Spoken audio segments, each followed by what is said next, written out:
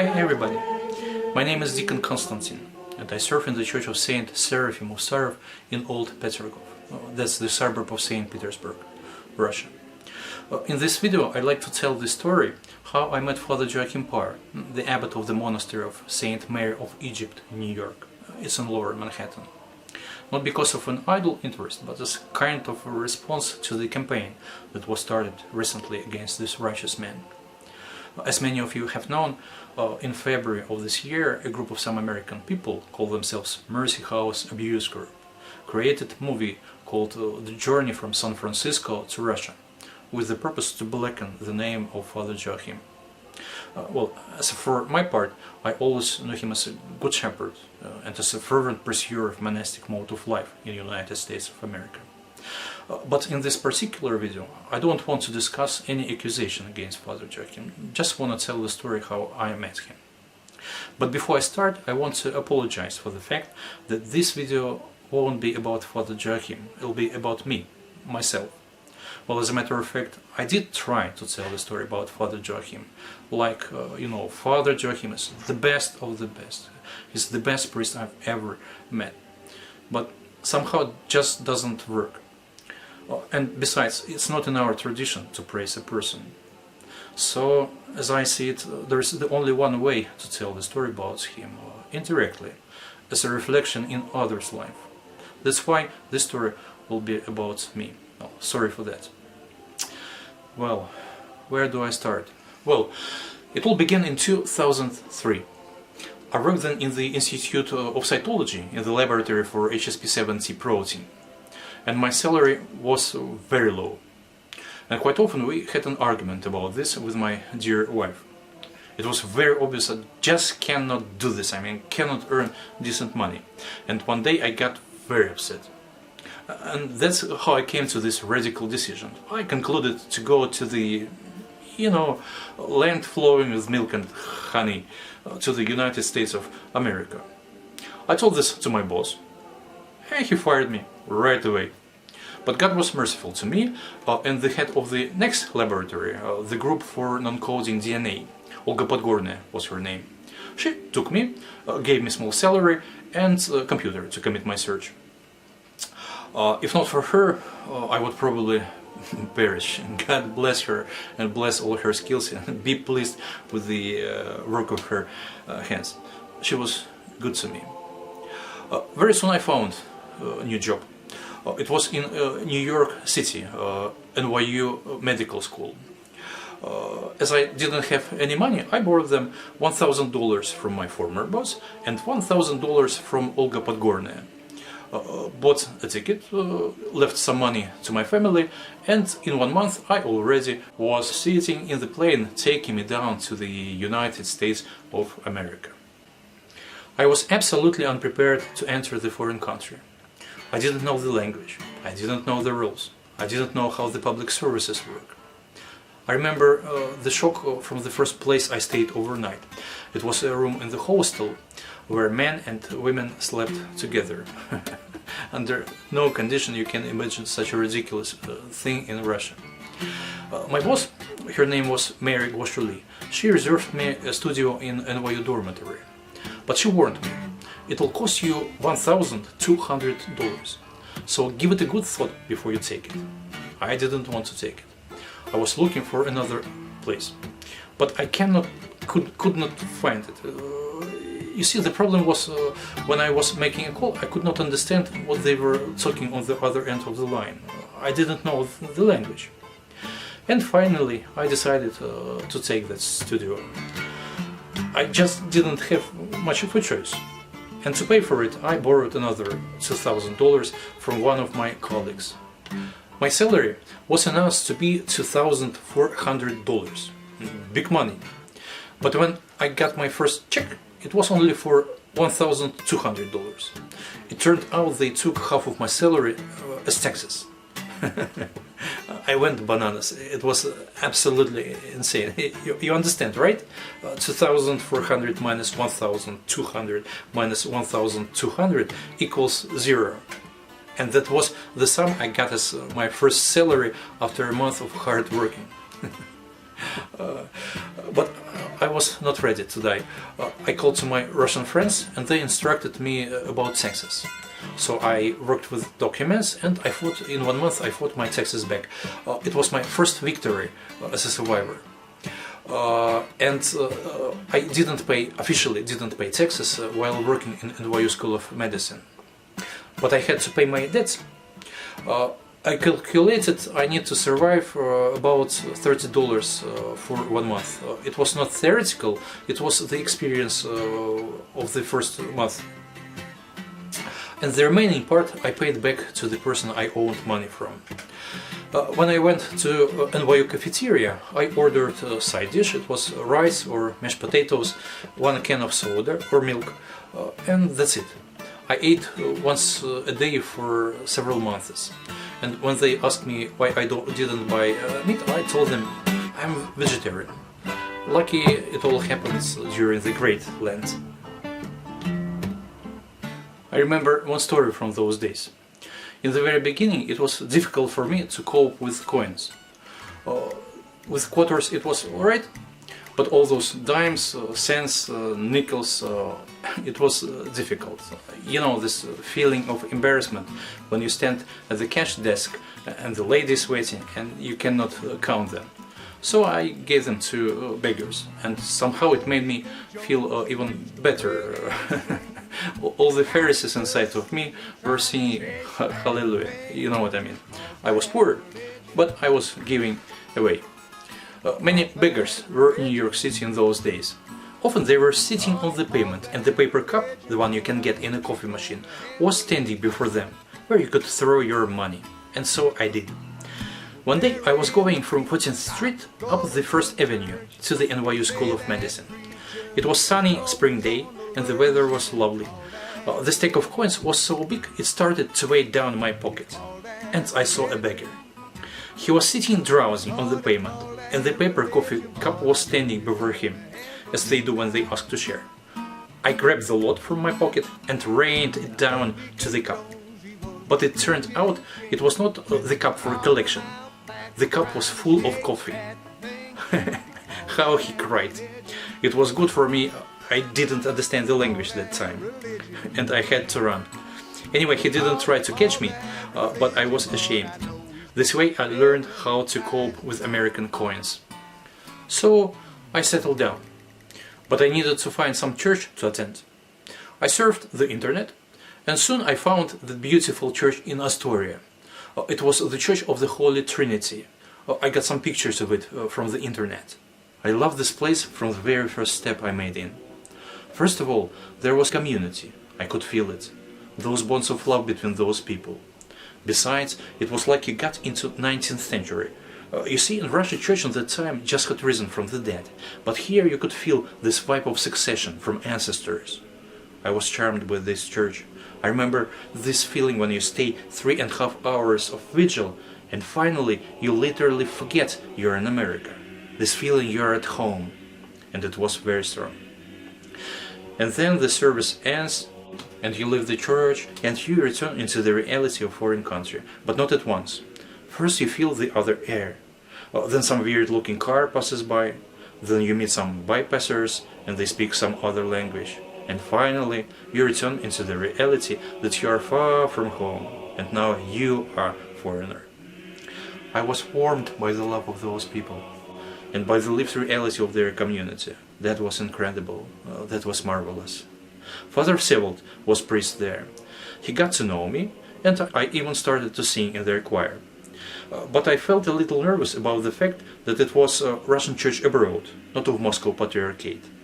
There was tension between our churches at that time. One day Father Всеволод suddenly came to me and told me, "Konstantin, I want to ask you for some time already. Why do you come to our church?" "Why do you ask me, Father?" I told him. "Well, you know," he answered, "there, in the vicinity of the place where you live, is the Church of Moscow Patriarchate. It is the monastery of Saint Mary of Egypt on 3rd Street, on Manhattan." Next Sunday, I decided to go to the monastery. I searched the internet, and for my surprise, I found nothing about this church on the 3rd Street. So I decided to venture a quest. I found the 3rd Street and went along looking for signboards. And soon I found the church. There was no sign indicating it was the monastery, only icon of Mother of God on the wall, and I was afraid to enter. Luckily I met a man in cassock. It was Father Deacon John, and he was the one who invited me in, God save his soul. With the first step I made into this monastery, I understood I would never leave this church on my own. And I stayed there for all 3 years I lived in New York. First of all, that was a community. People there were all like one, united, friendly and amiable, and that was amazing. They didn't speak Russian, but I didn't care. On the contrary, it was a chance for me to learn some English.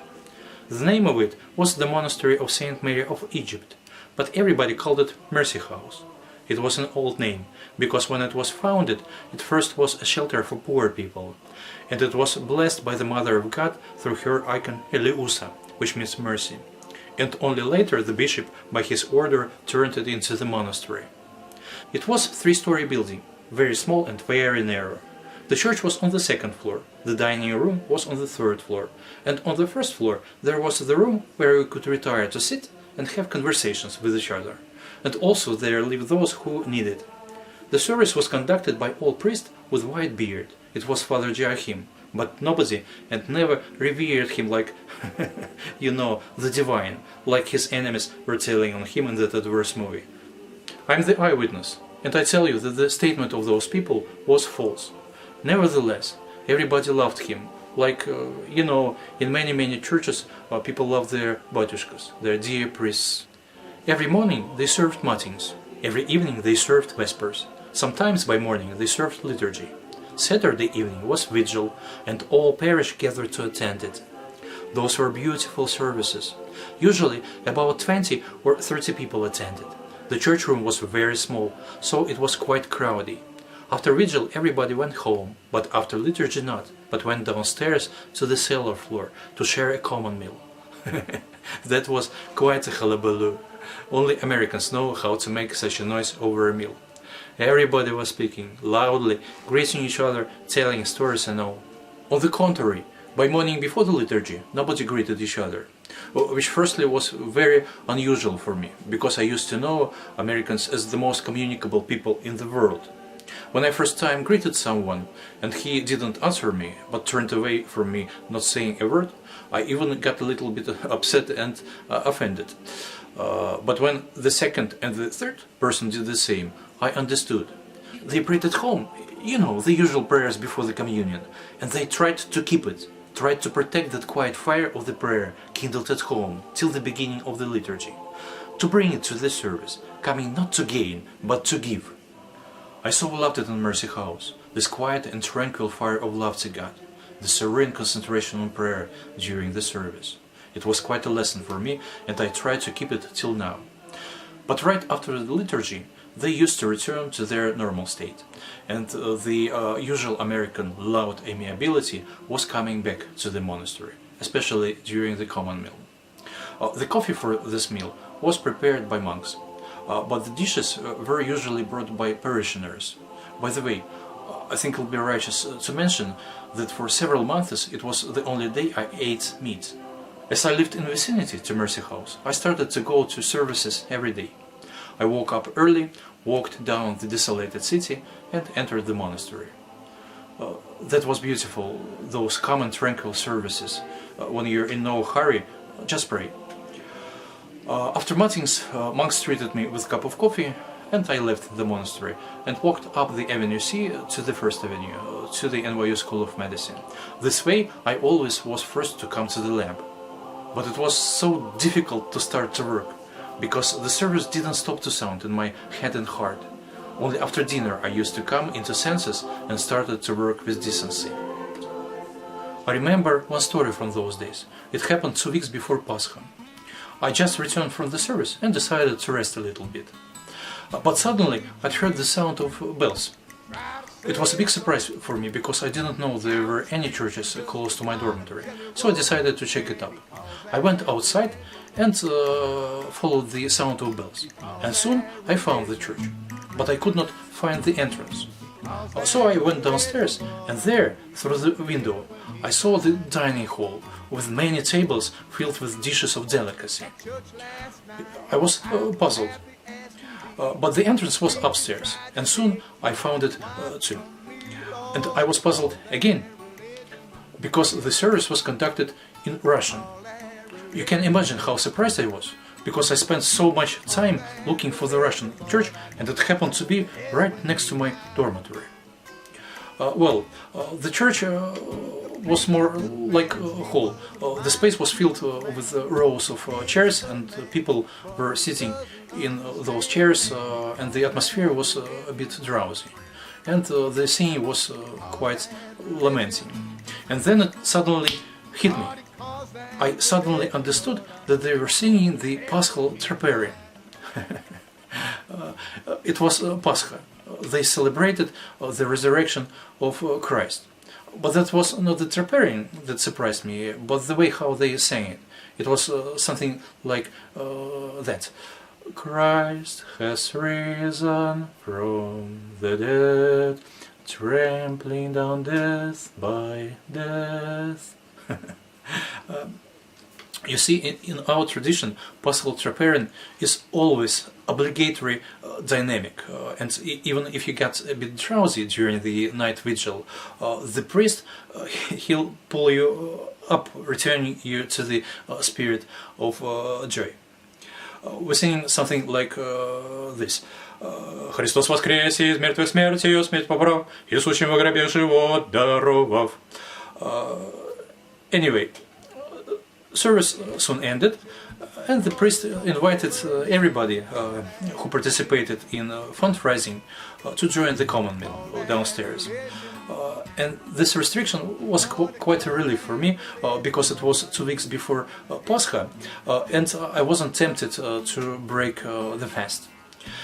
Well, I'm far away from judging anyone.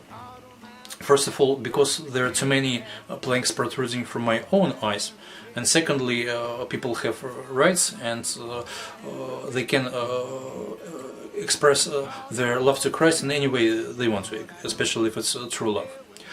But the story strengthened my love to Mercy House mightily.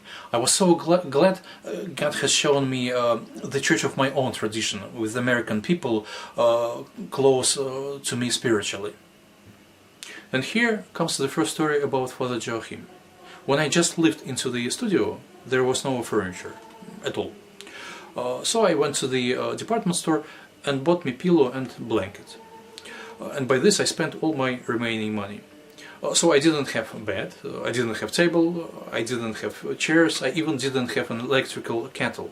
Just pillow and blanket. I put blanket on floor, lay on it, and folded it half and half, covering myself. So it was blankets and mattress in one. And that's how I lived for several months. In that time, I made friends with Father Ignacy, who was one of the monks in the monastery. Often, after the service, we were talking with each other. He was my first friend in America, and I was fond of him very much, and continue to pray for him till now. Never ceased doing this. Once I told him about some details of my life in the dormitory. I wasn't complaining, probably boasting. Like, you know, you're telling me about monastic life? I'll tell you about monastic life. I am sleeping on the bare floor. Father Ignacy marked my word and told this to Father Joachim. Of course I didn't know about that. And one day after the service, Father Ignacy came to me and suddenly started questioning me about the details of my life in the dormitory. I told him everything. And then he told me that Father Joachim got to know from someone, and he had no idea who that person could be, about me living in the dormitory without anything.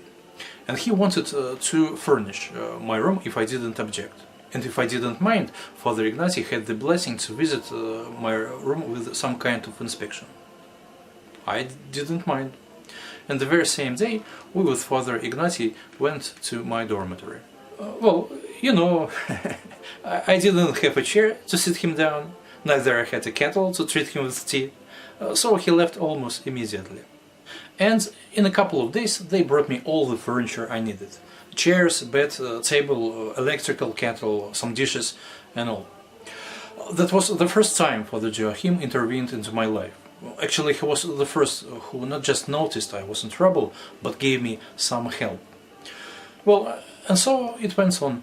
It was getting warmer, the New York flowers started to blossom, and that was marvelous. I never saw such a beauty. Cherry trees, magnolia, forsythia, and other plants I didn't know the names. Squirrels, of course. That was something. I always loved nature, and there were plenty to see. Another problem had come. After a few months of living in the dormitory, I didn't receive any bills. Well, I didn't complain, and gave all this money to the person I owned from. But one more month had passed, and again I didn't receive any bills. And again I didn't complain, but gave all my money to the person I owned from.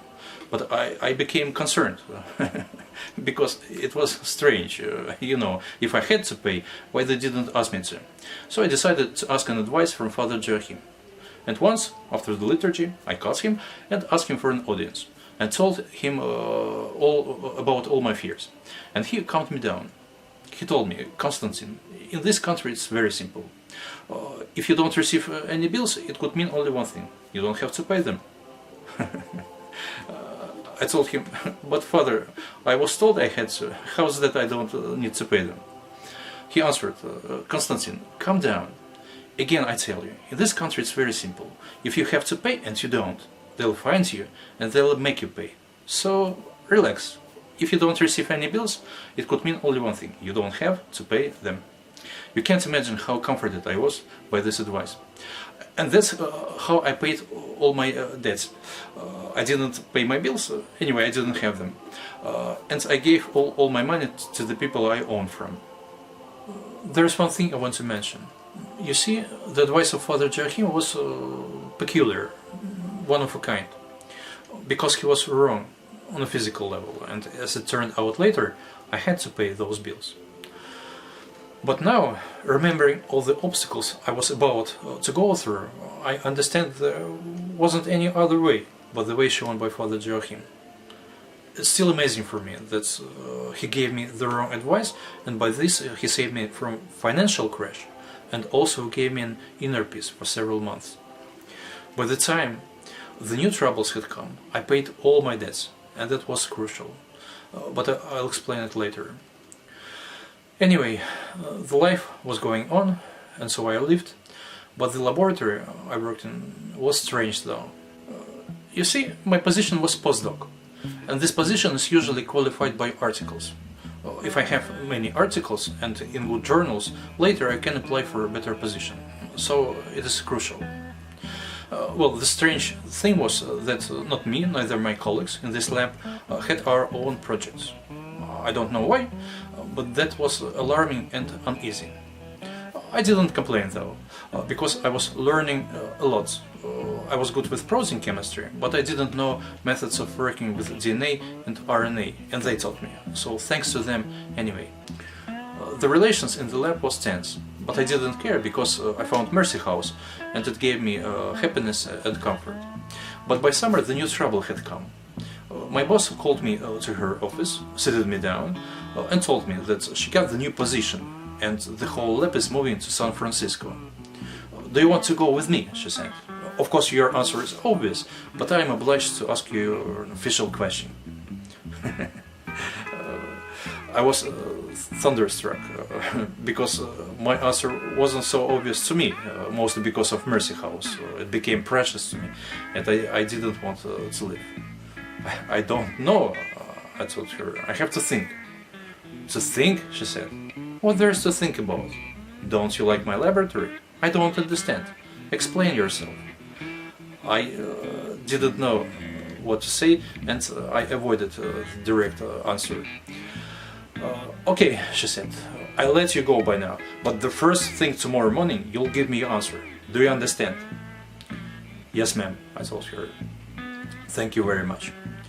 I couldn't wait till the end of the working day, and I couldn't make a call to Mercy House because I didn't have a cell phone, and to use the regular phone meant to make it public.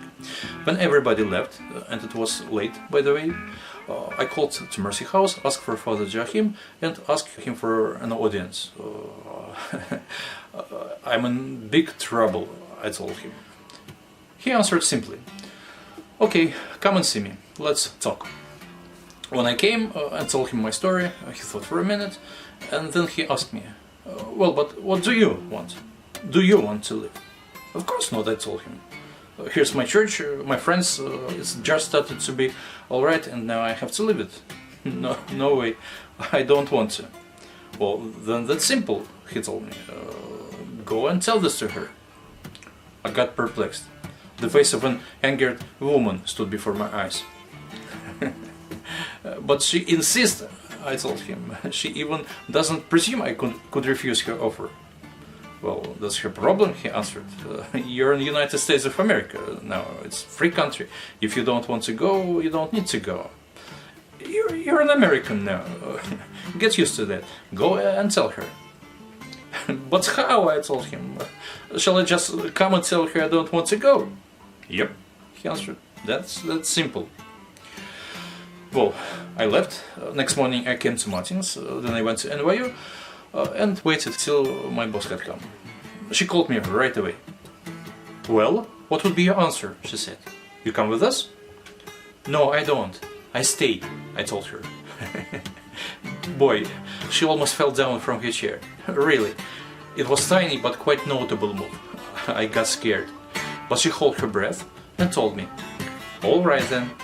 Now, tomorrow I'm leaving to take my vacation. I'll come back in 1 month, and then we'll see." She was leaving. It was such a relief. I shared my concerns with my colleagues, but they comforted me with the news that San Francisco probably wouldn't happen, because, as the rumor had it, the offer of the new position had been revoked. So, the threat was passing by. In 1 month, my boss had returned, and at once she called me to her office again. "Well, Konstantin," she told me, "months ago you refused my offer to go with us. By our law we give 1 month to the person to find the new job. As 1 month has already passed, you are fired." I couldn't speak for almost a minute, but finally I found the words to say. "But you're not leaving," I told her. "You're staying in New York." "Yes," she told me, "but that doesn't matter. You were disloyal to me, and I don't want to have you. You made your decision, I made mine. You are fired." I was smashed by the news. I called to Mercy House, and Father Joachim told me to come by evening after Vespers, and so I did. I told him what happened. Of course, I was agitated and scared. He thought for a minute, and then suddenly he told me, "You see, your problem is that you're an unbeliever." It was the second time that day I lost myself. All my thoughts and considerations got confused. It was like a hammer. But finally I found the word to say. "What?"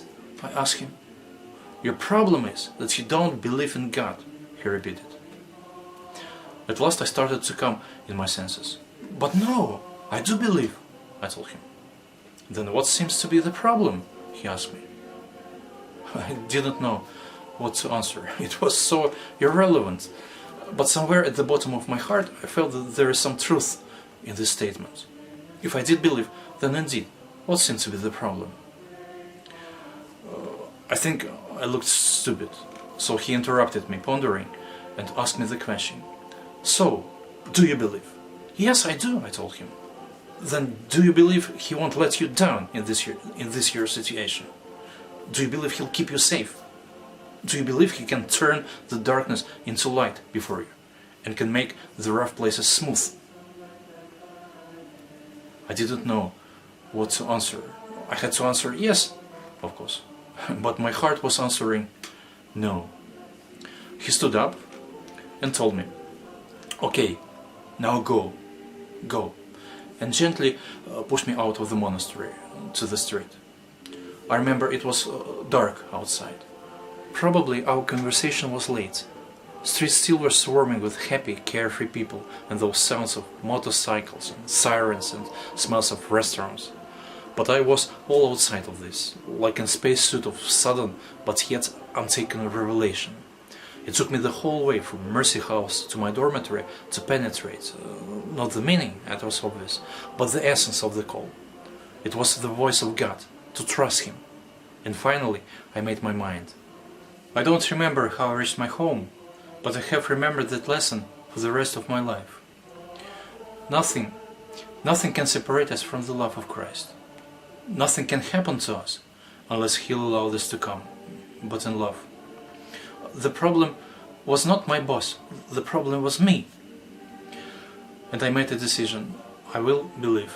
Come hell or high water, I will believe, because God is faithful, and so will be I. There's one strange thing about all this I want to mention. You see, I made my decision, and by this I choose a path. And here's the question, could I choose another path? I mean, could I be offended? Could I become the member of this so-called Mercy House abuse group? Indeed, I came to Father Joachim for consolation, troubled and scared. I expected some help, maybe miracle. And he told me, "You're an unbeliever," and shoved me off the monastery.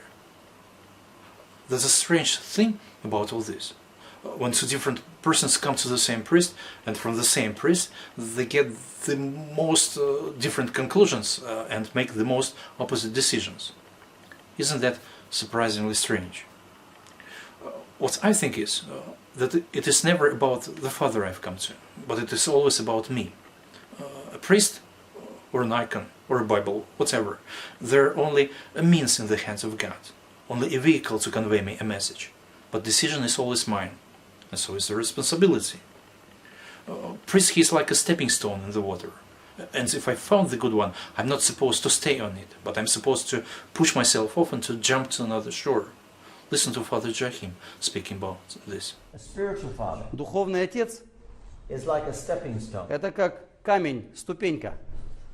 A stepping stone Камень-ступенька, must be planted firmly so it doesn't move. он располагается так, ступенька, чтобы он не двигался, а стоял прочно. If it's in the water, Если он находится в воде, to get from one piece of land to чтобы the next, перейти с одного берега на другой, it can't be so low in the он не water может быть так низко в воде, that you will slip on it. что вы подскользнетесь. And it can't be so high И он не может быть так высоко над you водой, can't get onto it. если вы, чтобы вы на него не могли подняться. It's got to be firmly planted Он должен стоять очень плотно above the water, над водой, not too much, but enough. невысоко, достаточно. And then you use the Чтобы- stepping stone И вы пользуетесь этим камнем-ступенькой to step on для того, чтобы наступить to get to the other и side. перейти на другую сторону. You don't use it to stay on. Вы не стоите, не используете эту ступеньку, чтобы на нем стоять. Spiritual father is to facilitate you to get where you're supposed to go. Духовный отец должен как бы ускорить и улучшить ваш переход туда. Not to keep you for himself Не удержать вас для себя,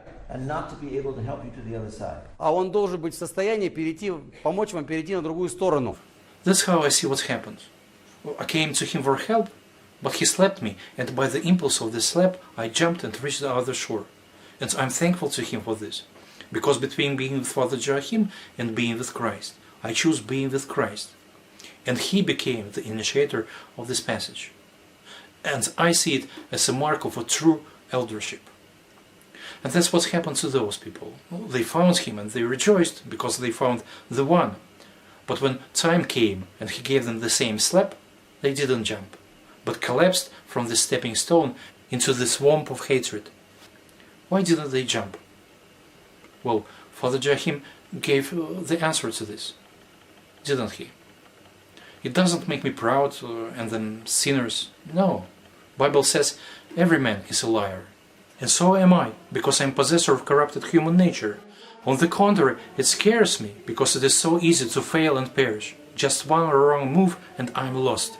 Bible says, be very careful then how you live. See then that you walk circumspectly, not as fools, but as wise. It is a dangerous world, and pride can blind a man, and hatred can destroy him. How to avoid it? Bible says, judge not, that you be not judged. But alas, not everybody can hear this voice.